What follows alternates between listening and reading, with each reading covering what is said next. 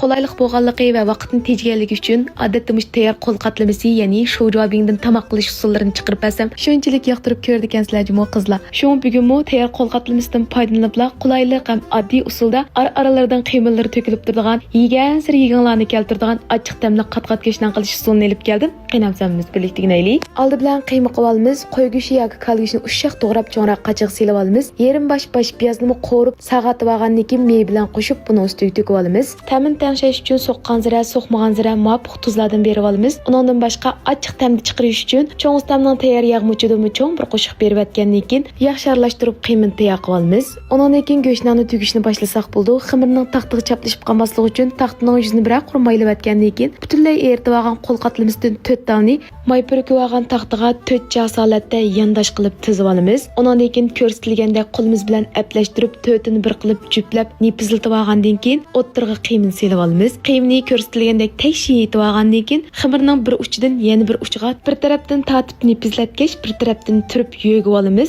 Qancha nipiziltib olsak, shuncha qat-qat chiqadi. Undan keyin bir tarafdan to'lg'ab turib, bir tarafdan jumloq holatdagi non shakliga keltirib olamiz. Orqadan buni duxovkaning lisiga silib, alqimiz bilan besib biroq nipiziltib olgandan keyin yuzning texim churuk ham rangining chiroyli chiqishi uchun bir tal tuxumning seriqini yuziga tekshi berib etib, ustiga ozroq kunji sipatgandan keyin oldin qizitib olgan duxovkaga silib 180 gradusda 25 minut atrofida pishirib olsak bo'ldi. Qaranglar, shunchalik qizirib, ajoyib chiroyli pishib chiqibdi. Ma go'shtlarning o'xshab ketganda birasdan oldiga qo'yib, tayyor xamirdan qildim deb o'zinglar demisanglar, boshqalar yeb bilinmaydi, shunchalik yeyishlikmi do'stlar. Buni ko'proq tugib to'ngiltib qo'yib, yeganlar kelib qolgan vaqtda udulliq pishirib yeysanglar, bak qolaylik. Uygun oldinglarmi?